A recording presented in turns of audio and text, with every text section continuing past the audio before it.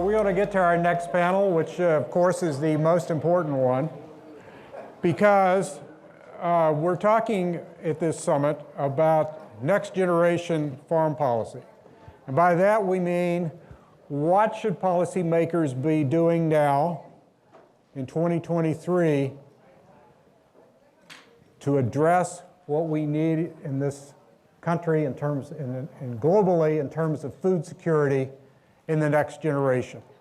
What decisions should we be making now? And we have a great panel here to discuss some of these issues with regard to research and science.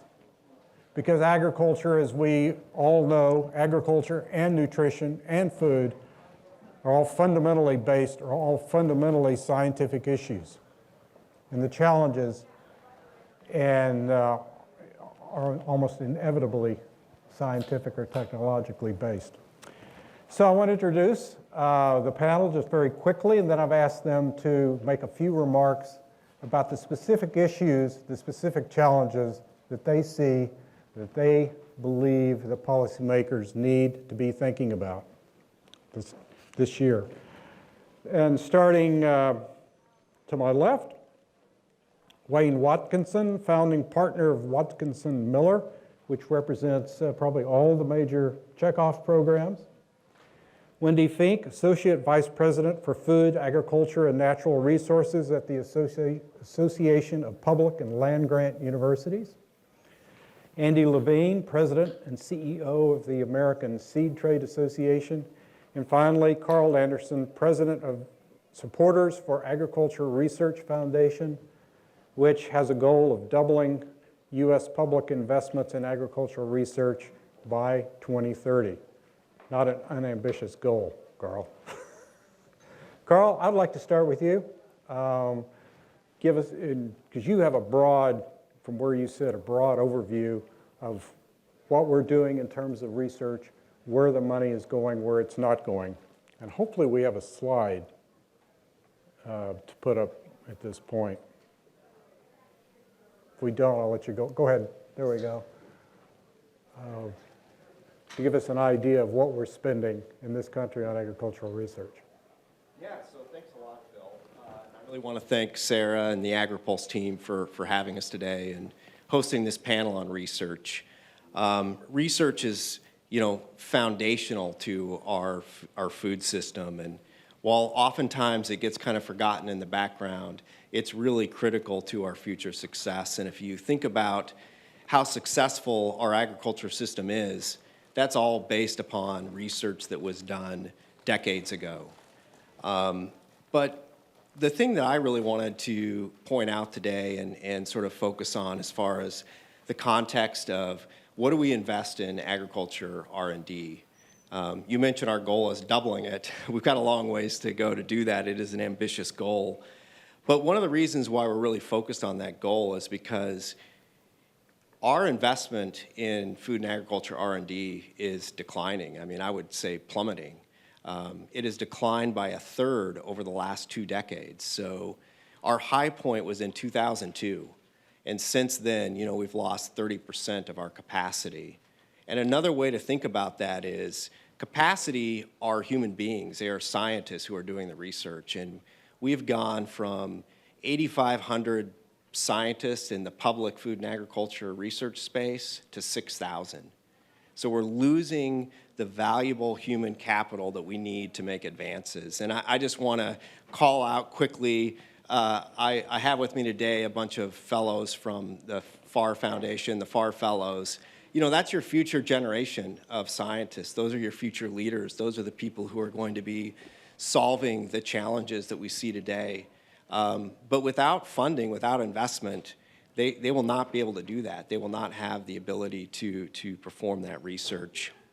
And during this same time, we see other countries like China, doubling their research and now spending, almost double what the U.S. spends on food and agriculture research. And India, Brazil, other countries are investing more in research. And I think that's, it's really important to our competitiveness. If we want to remain world leaders if we want to remain competitive, we have to make those investments in food and agriculture research. And so really, that's what I would leave you with, is just the critical nature of our current funding and the importance of investing the resources we need to be able to address and solve the challenges of the future. Okay. By the way, Andy, before you start, I want to remind you, if you're just coming in, to put your questions into slido.com with hashtag #AgAndFood23. Put your questions in there and we'll get to them momentarily. Andy? Thanks, Phil, and thanks to the Agri-Pulse team for pulling this together and putting this topic on the agenda. I think as Karl said, and you'll probably hear echoed by all of us up here, the importance of agricultural research and innovation cannot be understated. Just about anything you hear, whether it's the president, whether it's the chairman this morning, whether it's somebody who's heads up a major food corporation in this country, ag research is what gets it done. A lot of the activities that happen in this country start with what goes on at our land-grant institutions and other ag research institutions across this country. And that's historically where it started. The reason India and China are plowing so much into it is because we've trained a lot of their PhDs that have gone back home, good for them, and they've been able to start at a lot higher level because, obviously we started from the bottom. But as we go forward, it's trying to think about how do we look at this differently. I hate to say this, I'm starting to sound like one of those lobbyists when I was a young person on Capitol Hill. We've been talking about this doubling funding for research since the late 80s. How have we done? Well, Karl just told you how we've done. The most depressing number that I heard in a meeting that Karl said this last week was 8,500 researchers to 6,000 in 20 years. You know who those 6,000 are?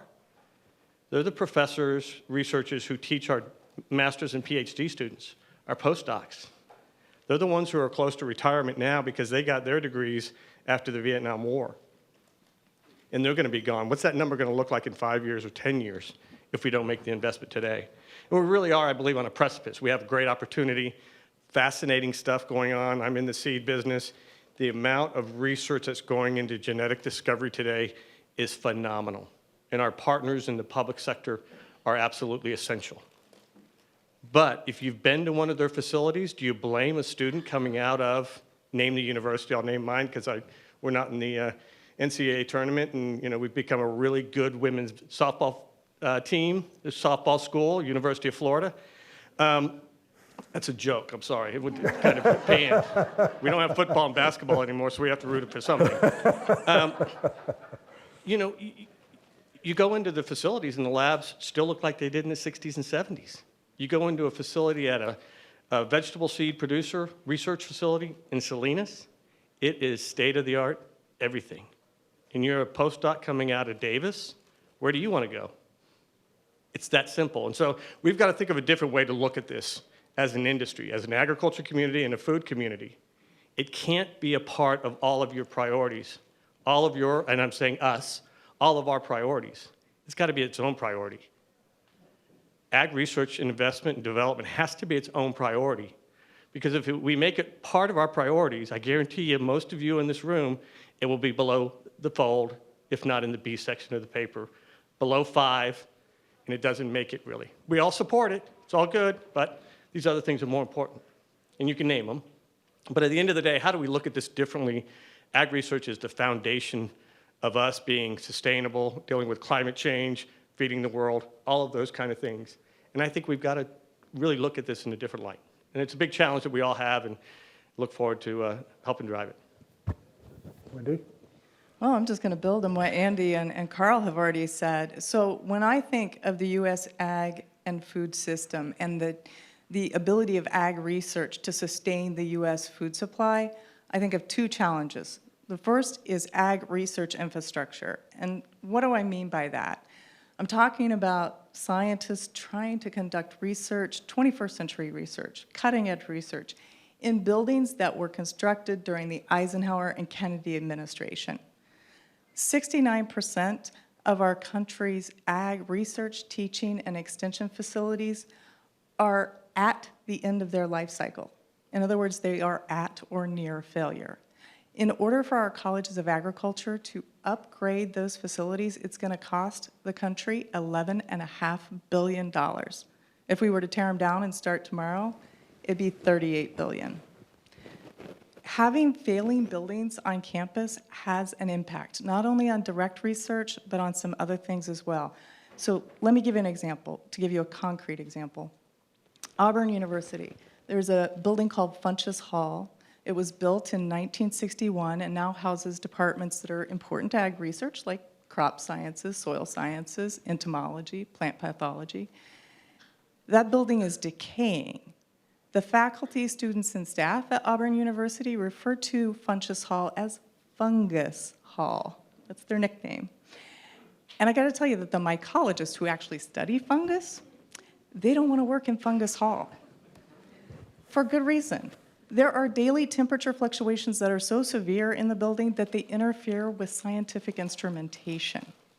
They actually can't get the readings they need from those instruments. The fume hoods where you work with, say, volatile chemicals are no longer reliable. So there's a safety factor there for the people carrying out the research. And direct research like that's not the only thing impacted. Think about how hard it is for a dean or department head to recruit new faculty when they have to say, oh, here's the building you're going to go work in, and sorry, here's that broken laboratory. Please come to Auburn. Now, you might be thinking, well, okay, Alabama's loss is my state's gain, but the problem is that there is a fungus hall on every single land-grant campus across the country, and in some cases, there's 2 or 3 of those halls. Faculty aren't the only ones impacted. Think for a second what the 17-year-old high school student thinks when they come to campus and they're wavering. Do I study business or do I study ag sciences? They get to campus with their parent and they see that bright, shiny new building with cutting-edge technology that the College of Business has just built. And then they see the equivalent of Fungus Hall. By the end of that tour, I can guarantee you that that student and their parent definitely will say, I want my kid to go into the college of the future, not the relic of the past. That's what we're up against on the land-grant campuses. If you want to invest in that next generation of scientists, you need to invest in their future.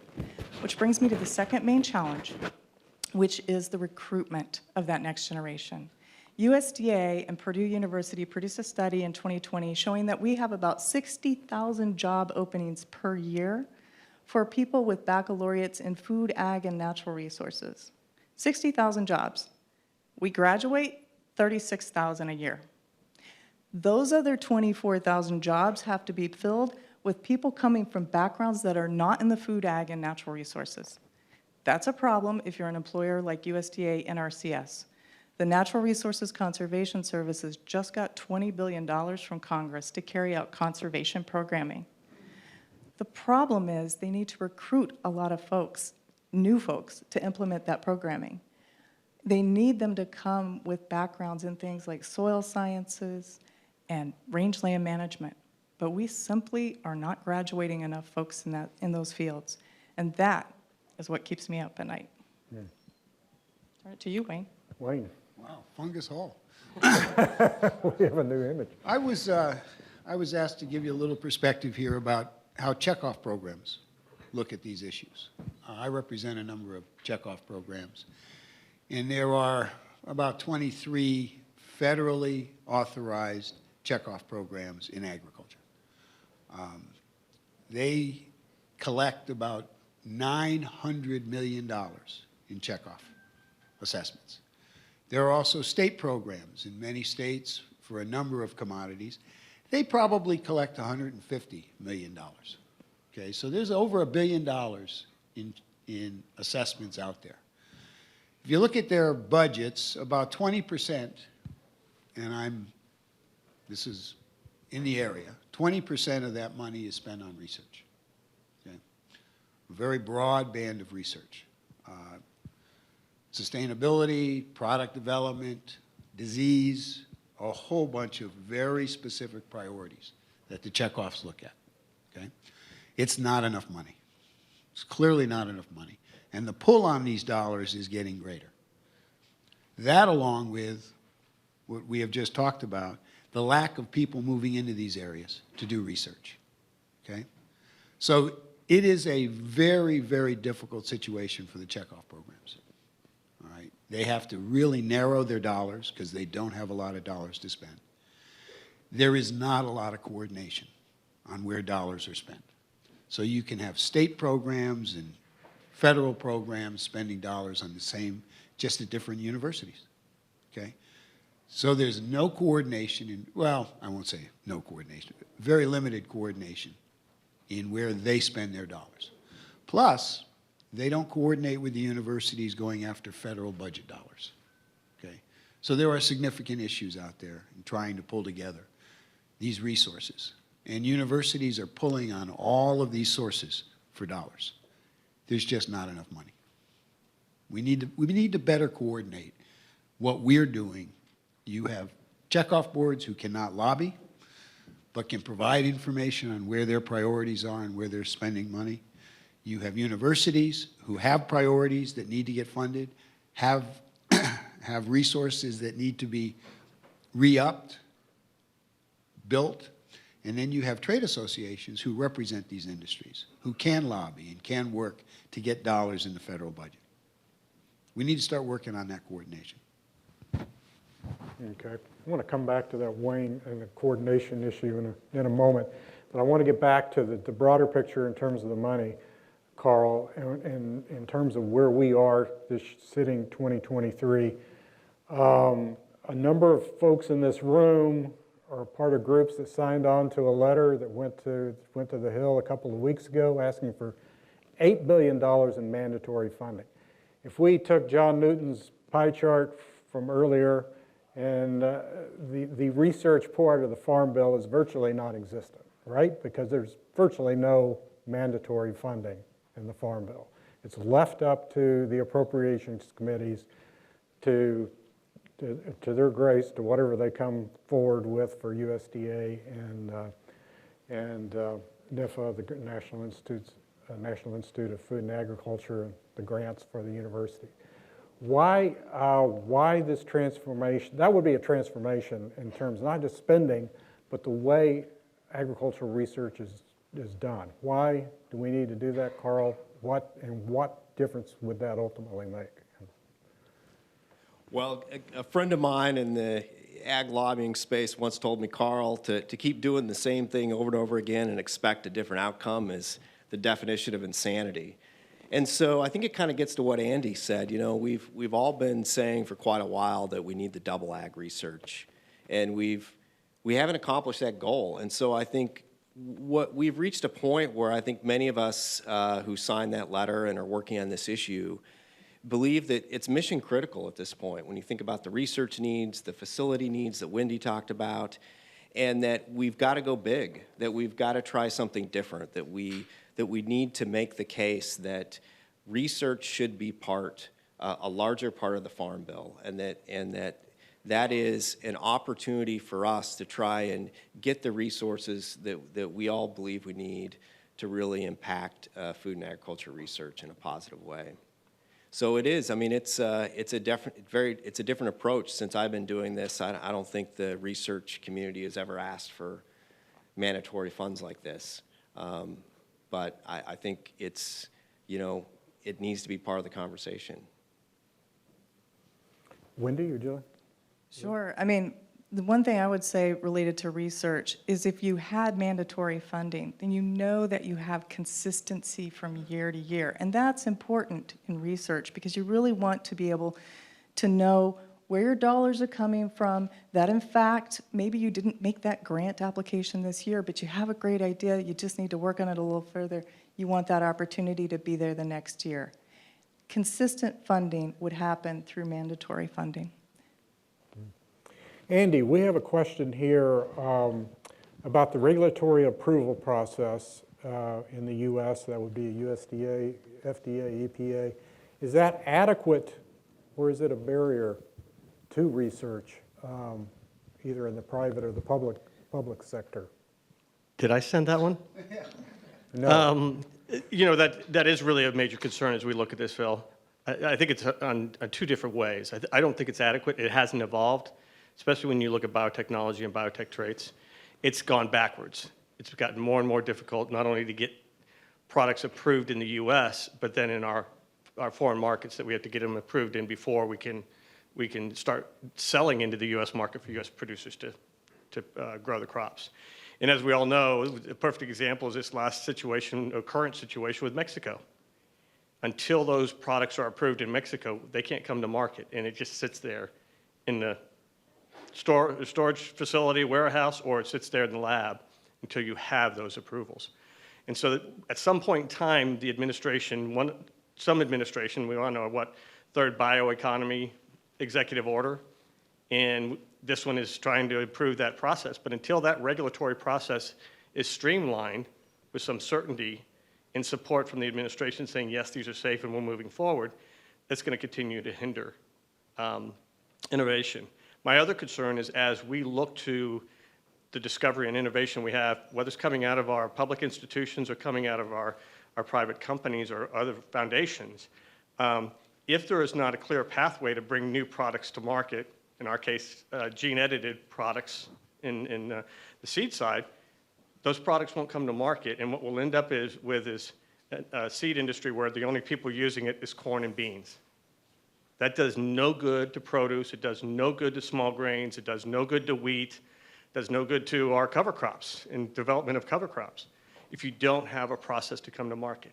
If the government doesn't stand up and say, we support this innovation, we believe it's safe, we have this process over it, whether it's a policy or whether it's regulation, there needs to be some certainty. And right now we're being passed by other countries. Argentina, Chile, Japan, Australia, others are moving with policies while we sit here and just fiddle. So it's really concerning that we put money into research at ARS and gene editing, but don't expect us to go to market with anything anytime soon because we can't get a policy through the rest of the department. Mm-hmm. Mm-hmm. Wayne, you have, with some of your checkoff programs, has this affected their research, particularly on the animal side in particular? Well, you know, when you have, some research programs, some checkoff programs have a different definition of research. Some are very narrow. Mm-hmm. For example, the beef program, they don't allow any production research, okay? Which means that all of the production research has to be done outside of checkoff dollars. Mm-hmm. Mm-hmm. All right. That's a problem for the beef industry. Now, they did that because they didn't want to spend a whole lot of money on production, mm-hmm. but it's really hampered them. So, you have a lot of issues out there, and plus, when you look at a checkoff program and they're spending $20 million on research, that covers sustainability, that covers food safety, that covers a whole bunch of issues. So they don't have a lot of money to invest. And they'd love to find other dollars that they could invest with. You know, the FAR program has worked well for some of the checkoff programs. But you really need more money going into research, which is exactly what Wendy was talking about. We're not getting researchers anymore because they're going off into the more lucrative areas. So all these checkoff programs are looking around for ways to find more resources. They're looking at private companies. They're looking at different places. Folks, the federal government has an investment they need to make in ag research, okay? Disease research. Unfortunately, disease research is going by the wayside, partly because we don't have dollars going into it the way we should.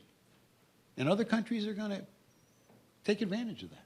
So anyway, that's, a checkoff program looks at this as I've got priorities that I've got to fund, and I'm going to fund those priorities. Those things that are lower on the list don't get funded. And if there's no dollars coming from anywhere else, they don't get funded at all. The researchers in that area go somewhere else. That's the problem. That's what the checkoff programs are looking at right now. Okay. We have a question here. I think we'll have a couple of people want to bite at this. How long will it take for our competitors, for example, China, to be the leading source of ag technology, biology and digital, if they double our investment? Wendy, you want to? I They might first be crack at getting, it? they might be getting close to that already. I mean, they have surpassed us in the amount of funding they're doing, and I'd have to take a look to see exactly where they're at on the metrics that you just named. But at the rate they're going and the rate we're going, it won't be long, let's put it that way. And right behind them come, India, Brazil, and others. I mean, I would totally agree with that assessment. I mean, we know in biology and in gene editing, we know that China has done a lot of work in gene editing and has a lot of products that have been developed. And so I think that's a very specific case where we know that they're advancing rapidly. Mm-hmm. And you type into Google, gene editing agriculture, and the top 20 papers coming out are most likely going to be Chinese. It's where a lot of it's going, as Karl said. But also they have a government that, overnight they could decide that they're for something or against something. They don't have to go through a legislature. They don't have to go through a regulatory process. They don't have to go through years of this enactment, which I'm not saying on paper is bad, but as we all know, in practice is challenging. For a long time they were hesitant on GMOs, and then all of a sudden they decided, no, GMOs are good, and their military stopped saying they don't feed their own people this, and it makes them sterile and everything else. All of a sudden, GMOs are fine, and we're moving forward. And that's the challenge when you look at India. I would say China. India is a little bit different beast because they have such a vocal public. But I think in China, I think we'll wake up in 5 years and realize they're there. That also addresses the issue about mandatory funding. I mean, there's no question. When they decide they're going to fund it, they fund it. We put a discretionary bill in, and then we have to fight for the dollars if we can get any. It's a different system, and we have to recognize that, and we got to deal with that. Well, while we're on that issue, I want to bring up this is a perfect on the mandatory and the looking forward next generation technology. The 2018 Farm Bill authorized this entity called the Agriculture Advanced Research and Development Authority. It was modeled after DARPA, the Defense Department, famous. I believe we call it AGARDA. Never been set up because it did not have mandatory funding, and the appropriators had never put money into it. What would AGARDA, maybe Wendy, Karl, whoever would like to take, what would that do? Why and how does that illustrate of our challenges? Do you want to start? Sure. Yeah, well, I think AGARDA is a really, it's a new tool, and it's a great tool for USDA. And if you look at other research agencies have ARPAs, so you have ARPA-E, you have DARPA. They've been very successful because they're able to make large focused bets on very impactful, potentially cutting edge research. And they can make, it's high risk, high reward. So it's the kind of things that don't get funded through sort of the normal programs at USDA. And so it can have a huge impact. It could really drive new technology, new innovations and things like climate smart agriculture, soil carbon sequestration, areas like that, disease. The other, I think, other really big area is automation. You look in specialty crops, labor is a big issue, and AGARDA could play a huge role in new technologies. But as you said, it's not been funded. It's not been stood up, so it's not been implemented yet. So we're almost, here we are, writing the new Farm Bill, and hoping to reauthorize AGARDA, and yet it's never actually been implemented. We have a question here. It has to do. The question is: are the research dollars limited due to hesitation from scientists to take commercial and company funding? To add to that, my question would be, should we be expecting companies, what's the barrier to companies, corporations, particularly with like the climate challenge and some of these other challenges that we're facing, why aren't companies putting more money into research beyond the corn, soybeans, the traditional, where we think of the big much of the research being done. Wendy, could you? So I don't think that the dollars are limited because of any hesitation on the part of the scientists to work with industry. Industry is a very important partner with all the universities. But the fact is that 70% of our ag research is done at universities. So, and it's through a combination of federal funding, state, local, and industrial funding. As far as companies themselves putting the money in, I'm not the right person to ask that of. But no, there's no hesitation on the part of the researchers to take that. You know, I think one point I would make too is when we talk about the declining investment in research, that's public dollars. The private sector has actually rapidly increased the amount of money they're putting into research. And the private sector obviously plays a really important role in research. But I think what's important to keep in mind is, you know, the private sector focuses on products they can bring to market. They have to make, you know, they have to turn a profit, they have to make money. And public research plays a very critical role in addressing a lot of crops that just frankly don't have as much commercial viability, you know, public breeding, also a lot of issues around conservation or the environment where there's not, you know, there's less of a commercial reason for the private sector to invest, but yet there's a really important public good. So they do play, they both play important roles.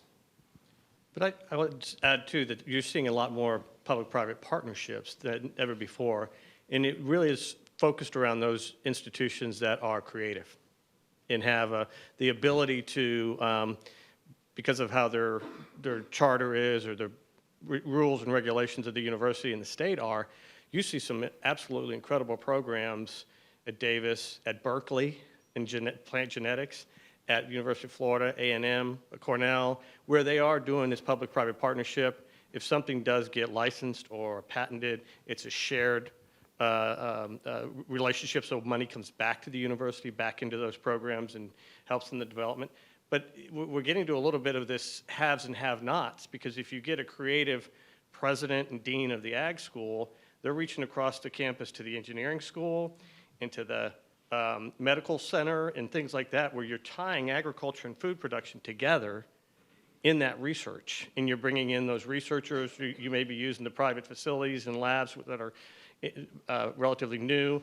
And then it's a shared benefit for everybody, and the company gets to go bring it out public. And so those are the ones that are being creative right now. But as Karl said, that base core research really needs to be done at a public institution, and then let the industries take it out private or out to the farm community or the food community to be able to use that then, and they license it out. But I'm concerned that we have these creative ones, and they'll be the haves, and you have the others that are either not as creative or are still hurting from the 2008 cuts that their state legislature did to them, and so they can't be creative. And so it really is a bit of a disparity out there in the public institution sector. Wayne, I want to come back to the coordination issue that you brought up. You're concerned that so much of the research is being done in silos, it's not being coordinated either. What can be done about that? Well, I think, you know, we had an issue with a number of the checkoff programs relating to intellectual property and how the checkoff programs were trying to retain intellectual property. And boy, when we took a firm stand, the universities really got together and pushed pretty hard, okay? And they coordinated their effort. People weren't going to take, contracts, all that kind of stuff. It was coordinated. We don't do any of that on the funding side. We have state programs that are funding things. We have national programs that are funding programs. We don't have any of that discussion that takes place on either of those levels or with USDA. So what we have is we have literally people going out and funding their own priorities, which could be duplicative, somebody else doing. We have universities that are vying for dollars and, quite frankly, doing the same programs. So we really need to develop a system. I saw them do it with the IP issue. Universities could get together and discuss this. And what you have is you have checkoff programs, you have trade associations, and listen, I understand trade associations have several priorities. This is a priority. Ag research is a priority, has to be a priority. But I think there is a way to bring those entities together and coordinate a discussion with USDA, with the administration, and with Congress about where dollars need to be spent. And I'm going to say again, not discretionary dollars, mandatory dollars. Because if it's all discretionary, you're in another fight, okay?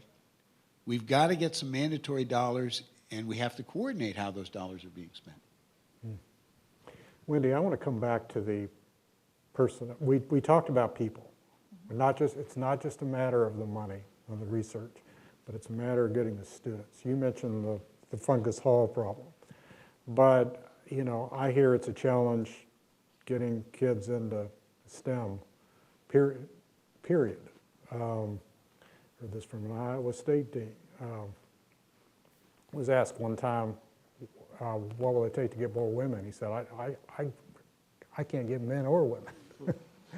What is the government, is there a role for the government? Is there anything that can be done in the Farm Bill to address that gap?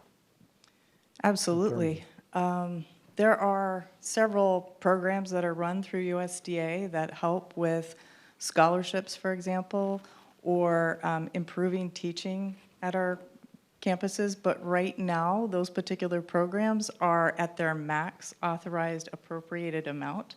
So we have to raise the authorization for those before we can even think about going after additional appropriations.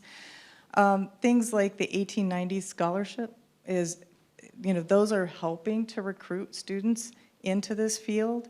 The $250 million that was given in one of the recent bills by Congress for the Next Gen program, which was a way of recruiting students from across the country into ag fields, that's a great first step, but it's a one-off. It's a one-time, one-shot piece. We need consistent funding. This goes back to this mandatory funding. You've got to have consistency there. If you're an institution and you're trying to build a pipeline, but you only qualify for a grant every 10 years, a single grant, which lets you bring in about 4 students, that's not enough. You need consistent year-to-year funding that allows you to set in place the pipeline recruitment in your state for all types of students to come. That's the only way we're going to get past this. And I'll just say for the ag workforce, we have to think as broadly as we can about recruiting from as broad a population swath as we can. We have got to be more accessible, basically, to everyone so that we can get as many as we can into the field.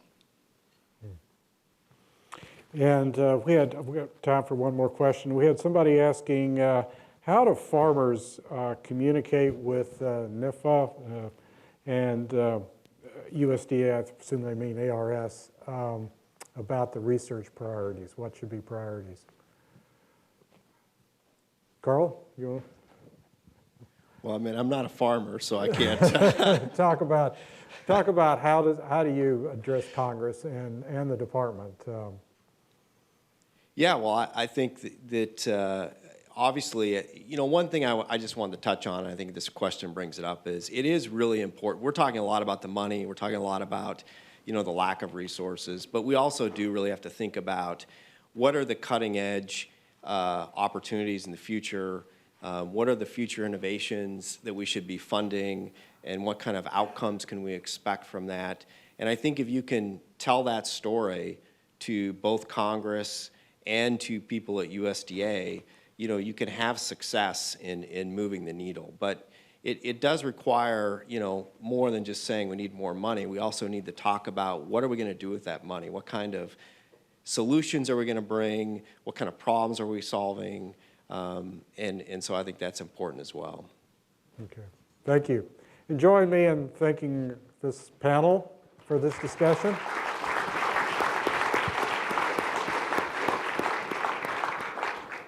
At this time, we'll hear a message from our next gold sponsor, John Deere. And then Sarah Wyatt will introduce our next speakers. I'm Travis Center.